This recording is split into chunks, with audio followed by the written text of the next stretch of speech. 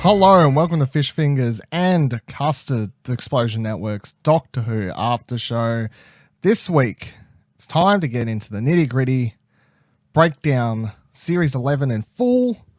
My name is Dylan Blatt. Joining me, Ashley Hobley. Hey, Dylan. Hello, Ashley. Are you excited to go over the season as a whole? Yeah, sure. It's going to be months before we talk about Doctor Who ever again, so... Yeah, well, with the New Year's, we'll get to that. We'll get to that. But so what we're going to do this week is just kind of give overall thoughts of the season, if anything's just how you felt about it as an entire package. And then we're going to go through, taking turns, and we're going to rank the episodes from personal list 10 to 1. And then by the end of it, using maths, go the average of the highest rated episodes deems this episode the Explosion Network's number one Series 11 Doctor Who episode of all time, forever and ever and ever. That's pretty much how we're going to do it. Back forward, talk about the episodes, rank them, talk about them as we go, see how it goes. It's pretty much what we do, the finale for all our after shows here on Explosion Network, of which, if you'd like to check out more, we have a Game of Thrones one, an American Gods one, and a Westworld one. More coming. 2 of those will be back next year. Yeah, 2 of those will be back next year. Not this one. Well, actually, it will be back for 1 episode, but we'll get to that at the end of the episode. All right, so jumping into it, Ash, what are your overall thoughts of the entire season as a whole package? Yeah, I think it was pretty solid. Not like blow your mind, incredible. But yeah, there was some standout episodes, obviously, and then the bottom of the barrel was not as frequently as reached as it felt like sometimes you can. Mm-hmm.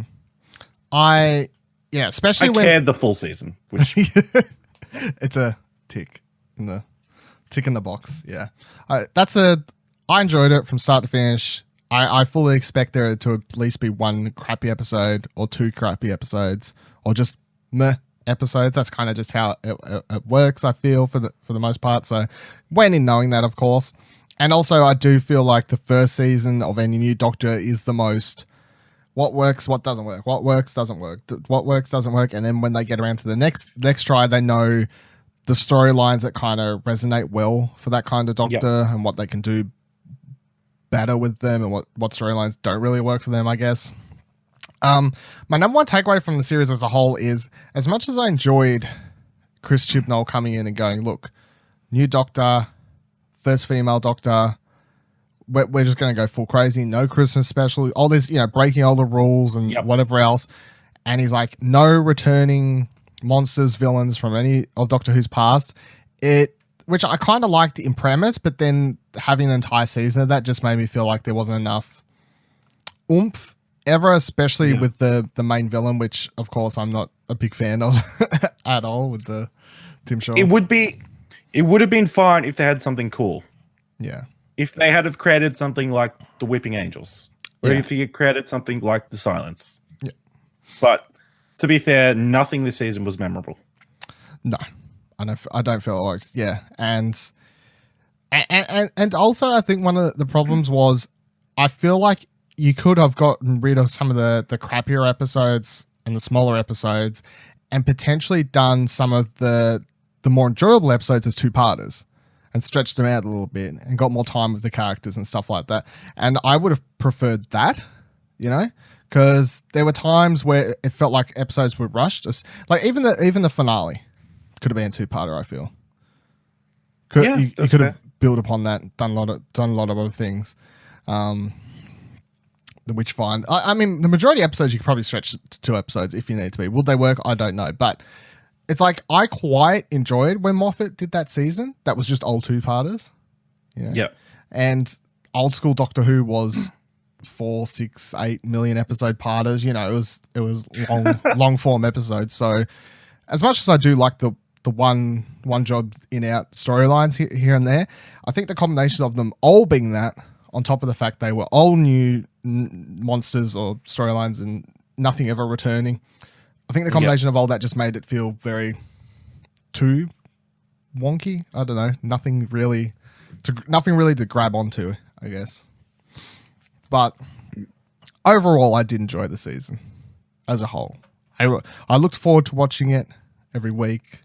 I wasn't really like, oh god, gotta watch it so I can talk about it. It was I was I was enjoying my time with it, and I think especially because when we talked about in the first episode coming into this season, I was a bit like, didn't really particularly enjoy Peter Capaldi's run towards the end there. Kind of fell off the boat. I had to go back and watch those last couple episodes to come into this season because I just fell off and I was like, I'm kind of bored of this, to be honest. So I feel if I'm going to compare that's how I was feeling to how I'm feeling now, I'm feeling better about Doctor Who this season than I was the previous. So that's a plus for sure.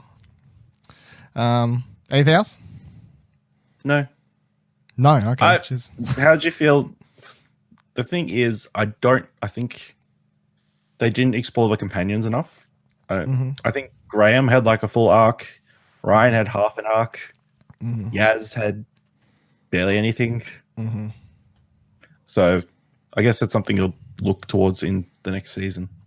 Too many companions. It sounded good in premise, but there really wasn't enough episodes and stuff to really do anything with them. As much as we love Graham, but I mean, half the reason we probably love Graham is because he did seem to get the most attention out of anyone, writing wise, joke. Or he got the best lines, or the best moments. Yeah, and Yaz, really, the least. By far of the whole, all three of them. She got by far 2 episodes. Yeah, and Ryan's stuff was really kind of tacked on because it was half related to a lot of Graham's stuff when it came to Grace and stuff. So yeah, the companions didn't really feel fleshed out, and that's probably why it does work better with 1 or 2, 3. Yeah. It's like we're struggling here. We're struggling here to keep up. All right, let's get into ranking the episodes 10 to 1. What do we think is the best one? But let's start with what we think is the worst one. Ash, what do you got in at number 10? The Ghost Monument. The Ghost Monument. That is episode 2. Episode 2 of the season. And one that we, of course, talked crap on when it came out. Yep. Has it improved with age? Why, did you go back and look? No, just my opinions have not changed. Okay. Yeah, it was concerning that the second episode was so boring, but obviously we ended up having nothing to fear. So yeah, I mean, they gave us sniper bots, so which went so far. They did so much with the sniper bots. Villains in all of Doctor Who so far. So. At least we got that. Yeah, Ghost Monument is not my number 10. I'll tell you where it falls in just a second because it'll make sense. But I'll say that it is when I went back and I obviously talk so much crap on this episode, and I still do think it is obviously really bad, and it just feels the most. But here's the thing, looking back on it, I'm like, I was enjoying how much I was watching this episode, and I just remember being like, wow, Doctor Who's so cinematic now. And like, I was enjoying all that aspect, but the storyline and the characters and the side characters and the nonsense kind of plot and all that sort of stuff, and then the horrible fucking sniper bots, which were the least threatening thing we've had in some time. And I'd still say probably the least threatening thing of the entire series.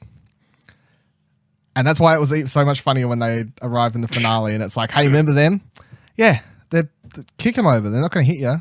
It's fine. Don't worry about it. Not good. However, when I was thinking back from my list, I decided I'd put one above or below this. So Ghost Monument is my number 9. And number 10, I've got Arachnids in the UK. Oh, really? Yeah. So when I was thinking back about it, I really hated that I think with time I disliked it more, maybe, because every time I just thought back on it, as much as I understood what I was going for with the whole Donald Trump or whatever it was, you know, the business dude or whatever it was, you know, the hotel manager, Yeah. whatever it was, all that sort of stuff. Look, the more I thought about it, the more I just hated that actor and his performance. And it annoyed me. It rubbed me horribly the wrong way. And then I also found the spider plot to be silly by then. Remember, I thought they set it up so well, and then they just the ending into not being anything interesting or substantial, really. And how it all plays off at the end, I didn't really like, with how the queen spider dies and everything else. Yeah, so, and the special effects in this episode out of all, I think, are the worst also, because they have the most CGI like spiders running around more so. And I just, looking back on it, this episode feels the most like a 2005 episode of Doctor Who, or 2006, you know, just overall. So that's my number 10, and my number 9, Ghost Monument. What is your number 9 though? My number 9 is Kablam. Kablam. Yeah. Really? Okay. Yeah. Why is that? Yeah, I don't know. It just didn't click. I don't know. Yeah, there just weren't as many elements I liked out of that episode. That I think there's more elements out of other episodes that I preferred more. So, yeah, Kablam number 9. I'm sorry, I had Kablam at number 7. Okay, and it kind of as I mean, there's 10 episodes. If it's at number 7, it's creeping closer to being at number 5, and it's kind of just because in my mind it was one of the more like, you know, it's just it's okay, I guess. It's fine. It felt like the storyline wise, it felt like a kind of typical Doctor Who story, I guess.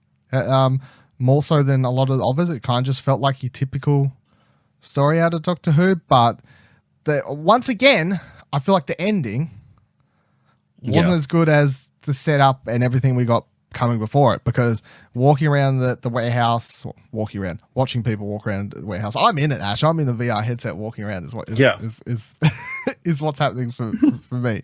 But yeah, watching everyone just walk you through, meeting on these characters. They were interesting characters. It was an interesting premise. It was an interesting warehouse and all these other sorts of things. But then by the time you get to the end, it's the payoff to it all just felt not worth. There's a lot of plot holes. Yeah. I mean, trying to explain why different things were happening, just inventing stuff that was never explained.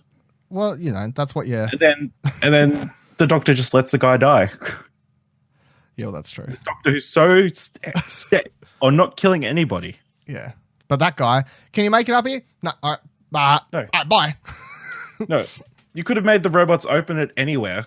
Yeah, but it's right here. You have to right in that warehouse. Yes. So. Yeah. Okay, so what is your number 8 then? My number 8 is Arachnids in the UK. Oh, yeah. There you go. Arachnids in the UK at number 8. I think I liked it more. Well, you liked it more. Just a little bit more. Obviously, I wasn't as off put by the spiders. Yeah. I didn't really. Liked it the whole 2 places above. Above where I put it. I mean, how can you go past them playing a rap song to catch all these spiders? That is true. I nearly forgot about that amazing moment. How could I forget? My number 8 is here we go. The Battle of Rayanskov Av Kolos is what my number 8 is. Okay. The season finale, of course, we just talked about it the previous episode, so it's the most recent episode we've watched. A week out, I pretty much just feel the exact same. Weak finale, weak villain.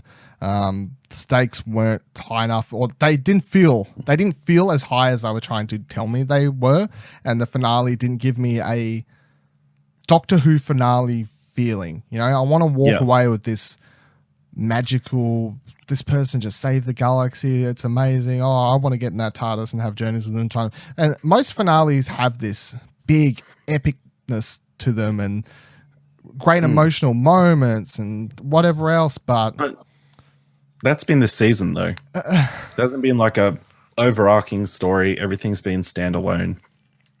Other than the Graham thing. Yeah. That is the only thing that's really carried over.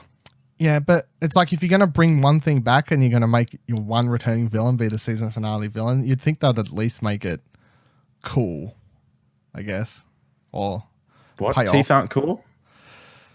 Teeth are cool. They help me. Toothpaste. They do help me eat. That's all I'll say. They do help me eat. So Okay. I'm not defending this because this is number 7 on my list, so only one more. One split up, but because it sounded like he was defending it. You're like, look, Dylan, this Yeah. is number 1. No, So yeah. got anything else to say about it, or I mean, at least we got that Graham payoff. And yeah, yeah. fair enough. Yeah. Listen to last week's episode. We had problems. Yeah. What is your number? Oh, fuck, it gets confusing. 6 is what we're up to, right? My number 6 is the Saranga conundrum. I'll give it out right now. My number 6 is also the Saranga problem. Conundrum. It's on the conundrum. Yeah, so we tie up on that one. Yeah. I mean, that was just a fun episode. Amusing, nothing too special other than seeing a man give birth to a child. Which was good. That was pretty cool. Cutest alien, but most destructive. Yeah. I thought what was it It's fun to say Pating? Pating. Yeah, it does it. Pating, most creative, better name than Tim Shaw is what all I'm going to say. Yeah. Villain of the season. Overall, I do like this episode, but it's just I like it, but it's nothing spectacularly. I mean, nothing really stands out, but at the same time, it's nothing I really dislike about it. It's an episode, but it's an episode I've seen a million times because Doctor Who have done a lot of these stranded spaceship TARDIS lands inside it. There's a couple of people or crew or whatever. Like this is a atypical kind of Doctor Who scenario, just with different monster and characters inside it. So that's probably why it was never really stood a chance of standing out to be something special, I suppose. Yeah. Okay, my number what was that, 6? My number 5 is The Witchfinders. Episode 8. Best guest performance of the season by far, easily. Once again, I feel like the lows of this episode could have been a lot lower if the highs went as high. And by highs, I mean it kind of is just carried by this performance and the loudness of it, I guess. But it doesn't get too silly, even though it kind of is silly. Yeah.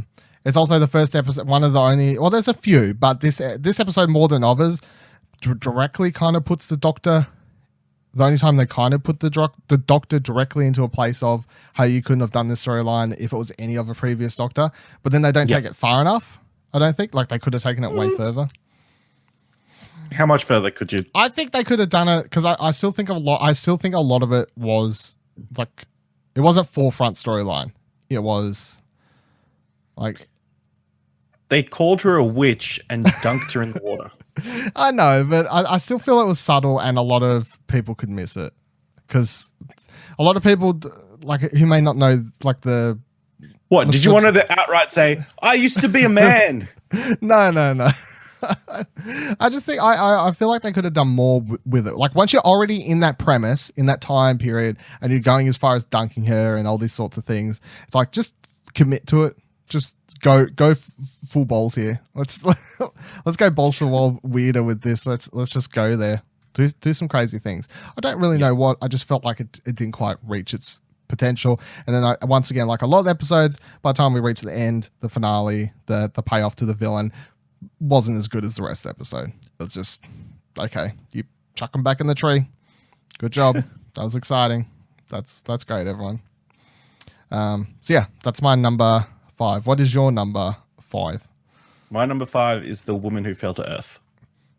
The opening episode. Premiere episode.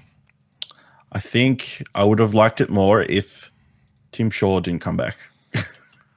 You reckon, like in retrospective, it would have helped you just... Yeah.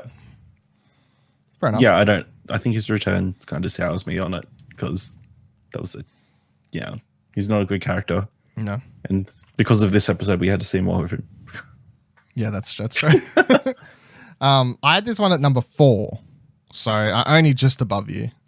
That's cool because I had Witchfinders at number 4.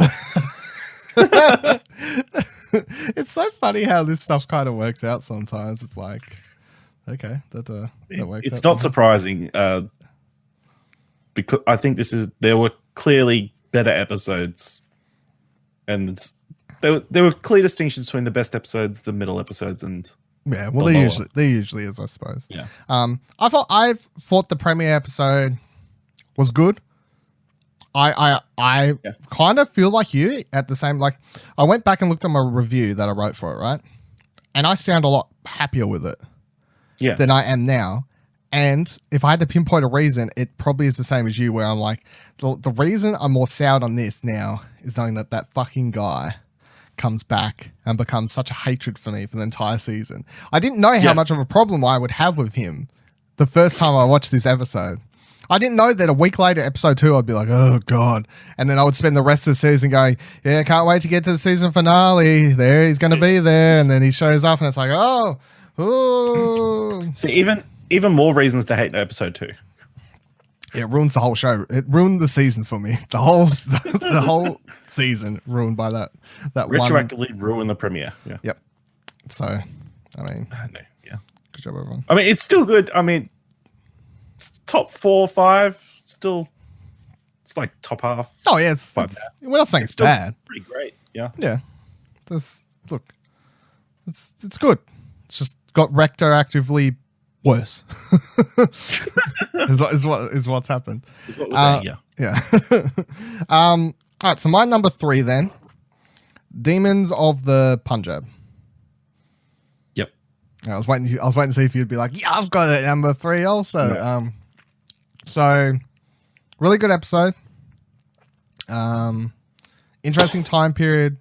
Once again, a time period that I haven't seen, at least in new Doctor Who, current Doctor Who timeline, kind of covered like this, that time period and stuff. So, and one of the only episodes of the whole season, which I talked about in the episode when we covered it, that after watching it made me want to go watch fucking Gandhi and stuff. And like, it made me start Googling that time period more, because watching this episode made me want to suddenly read up a little bit more about the history of that time period and stuff, because I was interested by what was happening, which I think is really cool and not something I want Doctor Who to do every episode or expected to do every episode. But considering that's how the show was designed, to teach kids stuff, to get them interested in history and sciences and these sorts of things, I think if I can watch an episode or two at least once a season, that makes me want to look up something to find out more about it, a real time period, a real event that happened. I think that is a plus, considering it is a kids or family based TV program when it boils down to it. Yeah. What are your thoughts on? Well, I had it at number 2. Okay, that knocks out what number 1 is, but yeah, it's fine. Well, yeah. So yeah, I really enjoyed it. I thought it was you couldn't stop watching it. I mean, it was like very captivating. Again, super interesting time period. The villain sort of, at least it was an interesting twist on the villain this time. Sort of, it seemed to be a common theme through the season where the villain isn't actually a villain. They're just sort of like antagonist or whatever. So yeah. Well, they did a lot of like monsters or like typical Doctor Who villains who you think are going to be the actual like main villains, and then they switched it to be like, nay, it's the humans and they suck. The real villain is racism. Yeah, or racism, oppression, religious prejudice, religion. Yeah. So yeah, I thought it was really great. Yeah, it's really good. Top 3 for sure. Yeah, so some would say. What do you have at number 2 then? I had Demons of Punjab at number 2. Oh, that's right. So at number 3, yes, I had It Takes You Away. It Takes You Away, yeah. Which I had at number 2. Okay. Yeah. Yeah. I think the only reason it's down a little bit is the scenes in the middle world with the weird alien thing. I think that dragged on. Even though it was like not very long, it dragged on a little bit. But other than that, freaking incredible episode.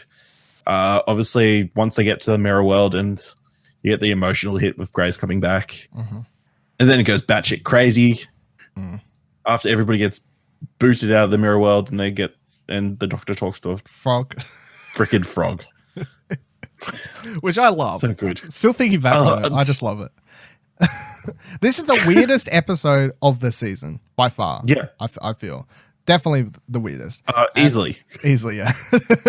And I kind of love everything about it. And as I said in the episode when we talked about it, I just love how it goes from like it's just constantly changing and evolving, kind of what you think is happening, or you think it's a kind of typical monster escape from this thing. You actually think for a while that there must be something in the woods. You think, it's like constantly changing what you think the villain or what the scenario actually is or what it's going to end up being. And then after you spend the whole episode being like, what is it? What's going on? What's it? It just ends with like the Doctor talking to a frog. It's like, well, fuck, I don't understand anything anymore. But that was an episode of Doctor Who that I watched. So yeah, I really, really enjoyed it. I find it funny how decisive I feel it is.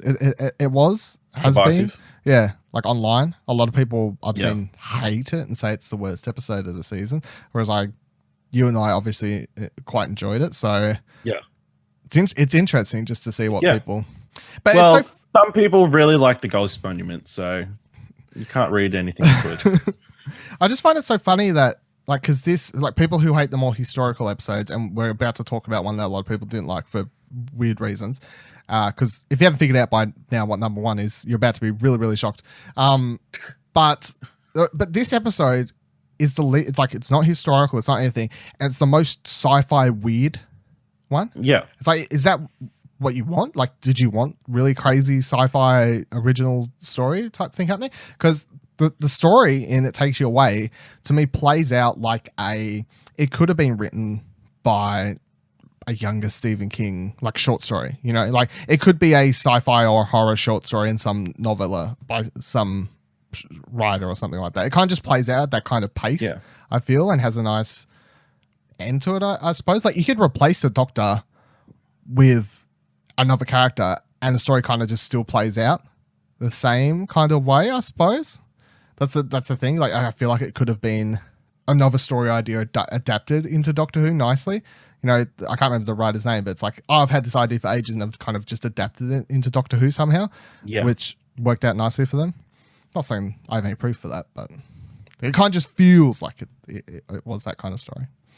Okay. And we can crown it now because there's really no reason to maths it at all because you sure? Yeah, I'm pretty sure there's no reason to maths it. Me and Ash's number one episode, and then by far the Explosion Network's number one episode of Series 11 of Doctor Who is Rosa, episode 3. So why'd this stick to number one throughout the whole year for you, Ash? It was episode 3, and that was the high at episode 3, and then from there, we're all downhill. Well, I think it was just so different to what I guess everybody sort of expected, and it just hit a lot of social things that I feel like the show hasn't hit, at least in a while. Mm-hmm. Like, it was just a good story as well. Like, and there were like fun elements. The companions all had sort of stories as well. It didn't feel like they were shoehorned in. Especially Ryan, obviously. This episode, Graham has the least to do. But he still gets those zingers in. Yeah, it's true. Yeah. So, yeah. I have to wonder if I would prefer Demons of Punjab if that had been shown first. Because they're pretty much the same, follow the same sort of arc, and they have the same sort of ending. But, yeah. And it's so heartbreaking that they have to be on that bus at the end. Yeah. That scene. So. I've rewatched that scene.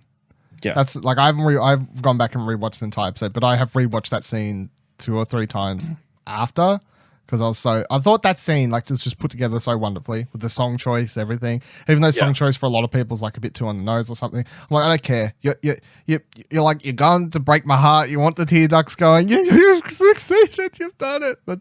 You've got me right here. They could have ended on something else other than the comment or whatever it was. I don't know. I kind of liked it because it's like it's true.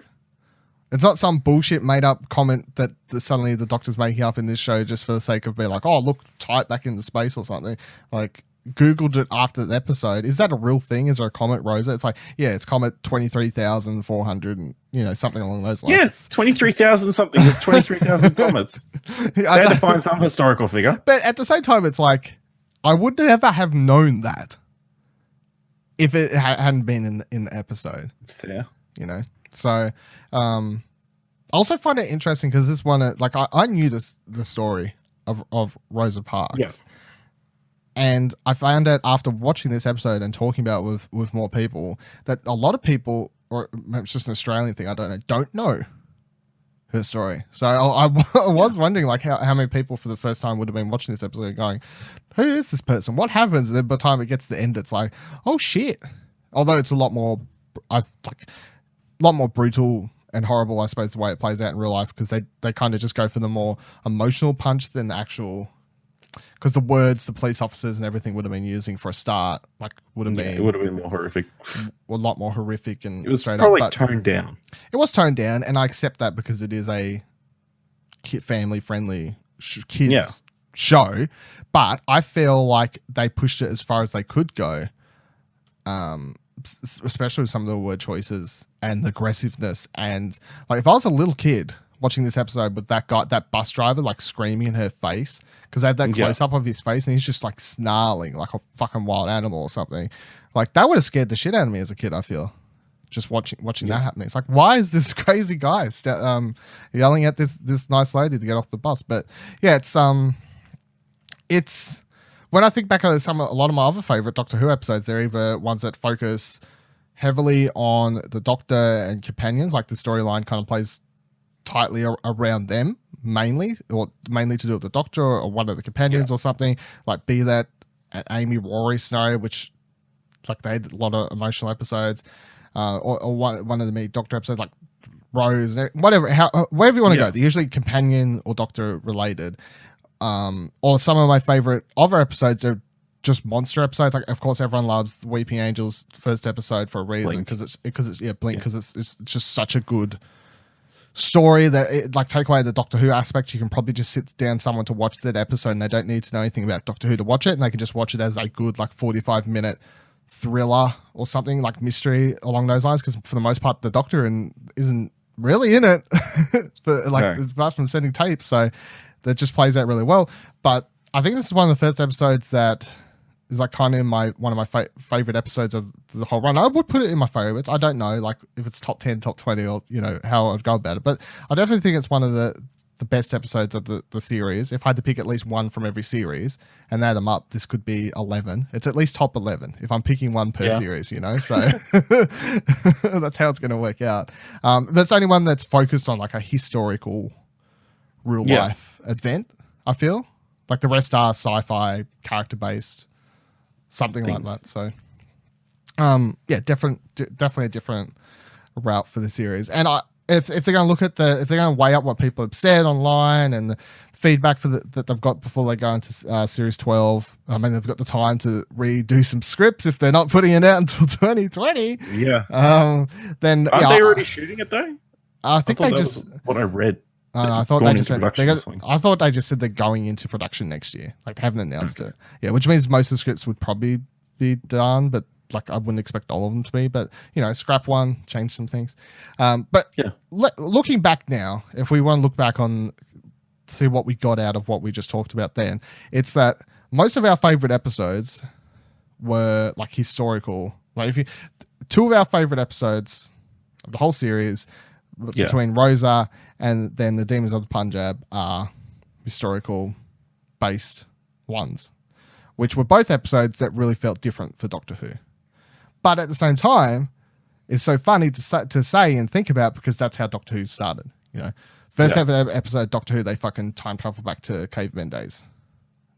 Like, that's how the show starts. It's not fighting Cybermen or Daleks or anything like that. It's traveling in time. And, and everyone's like watching these episodes. It's like, this isn't Doctor Who. This is crazy. It's like, well, it is. It really is. It's not. It's maybe not how you're used to it, but that's how it is. And some of the weaker episodes, and maybe this is how Chris Chibnall maybe should just play to his strengths, and his strengths are more character-based stuff that's to do with real-life characters or just more that stuff. But when it came to doing big villains, like, no. Like, your big villain of the season didn't pay off for me. Your big event didn't really pay off for me. Most of the really big events, arachnids, big fuck-off spiders running through the... No, that wasn't super exciting for me. And also, I don't feel like Jodie's Doctor... like could carry, like, I don't think she does well for those types of episodes. You know what I'm saying? Like the more weird, like spiders running around the UK type stuff. I could picture, if I had to pick any of the last round of Doctors who I could see doing that episode and kind of just off their charisma, kind of fitting into the episode and making it better just off themselves, David Tennant. Like, if I had to pick, if I had to pick anyone for weird sci-fi monsters running around the UK or anything like that, it's David Tennant. Because that's just molds better for those types of episode. If I have to pick a Doctor for huge sci-fi, like if I pick a Doctor to somehow make the Tim Shaw episodes better, it's Matt Smith. I just feel like him monologuing Tim Shaw about how he sucks and all sorts of things like that, just playfully and all that. Would have been pretty cool. I'd still be picking... Just angry. I guess, angry. But yeah, I think, looking back on it, the thing that Jodie's Doctor is succeeding in is when it's more just character-based, emotional, smaller moments than big epic sci-fi stuff. So yeah, got any closing thoughts before we wrap up our Series 11 review and ranking? I hope they give her a more emotional range. It seems like all the time she's just being very, very nice, and I hope we get to see more than just that. She creeps close a couple times, but she never truly kind of goes there. Even with the Tim Shaw thing, he's abducted 5 freaking planets. We have to abduct the Earth, and she's like, "Oh, yeah." It just perturbs me. Yeah, but such an annoyance. It's true. It's true. I agree. Yeah, like she could have gone off more there. Could have gone off more. Would have been nice if she just really fucking snapped at Graham when he even mentioned the fact of killing someone, instead of just being like, "Look, do what you want to do, but won't take you home. You'll have to get a bus, man." She could have just snapped right there and then, maybe send a bit more anger, because it seems like she gets close, but doesn't go the full way, which is the annoying thing about it, I find. Okay. Well, it could be building to when it actually happens. Yeah, that's true. Could be, which I'm fine with, but I just don't have faith in at the moment, I suppose, is the problem. I don't. I'm not 100% sure if I can believe that. Whereas if it was a typical drama show and it wasn't Doctor Who, where I'm not sure how they're treating it. I'm not sure how Chibnall's treating it. If it was Stephen Moffat still, I would know that he's going to play this out for fucking 2 more seasons and we'll have payoff. We'll have payoff eventually of some sort, because he just builds stuff. I don't know how Chibnall's running the show, because especially given the fact that he's so wants to do these one-off episodes, like just wants the show to be, you don't really need to pay attention. No overarching story really, or much of any overarching story, and just typical one-shot episodes. That doesn't like scream payoff to 2-season, 3-season emotional story arc to me. You know, it's like, don't know.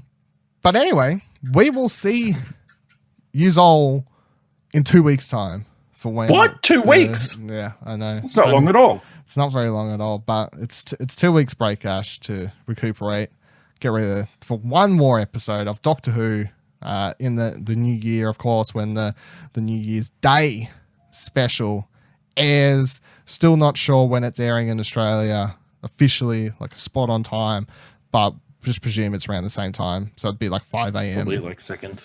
Yeah, 5 a.m. on the 2nd. Yeah.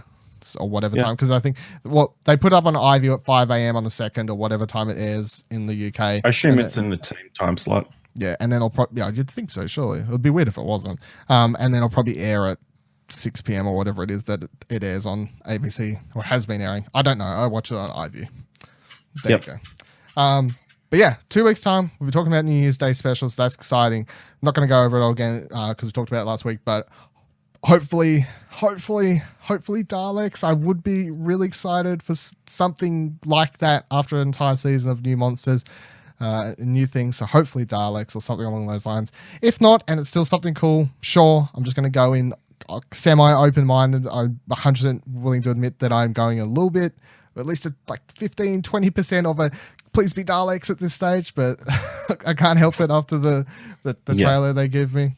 Thank you for joining us for this episode of Fish Fingers and Custard. You can find us over at twitch.tv/Explosion Network when we record the show live. This episode wasn't recorded live because of an error of judgment between Explosion Network members, and it was recorded offline. But I'll probably maybe still put up on Twitch as a VOD, and then it was there, and we'll just pretend it was recorded live. Hey, audience, how are you going? But usually we record it live at twitch.tv/Explosion Network, where you can join in the conversation, of course. Give us your thoughts on what we're talking about as it's happening. So if you want to do that for the New Year's Day special, there's a chance for it to happen. You can watch the video later, youtube.com/Explosion Network, of course, and then you can find the podcast version, the audio-only version, Apple Podcasts, Spotify, Pocket Casts, all the other podcasting services that you want to use. Or you can find our links to all those things and watch it in your web browser if you wish. Of course, at explosionnetwork.com, where you can find this show, many other great shows, previous episodes. What do you want to watch? Where we talk about all other sorts of movies and TV shows and sorts of things. It's a good way to go about it, since if you like this, I presume you have a TV.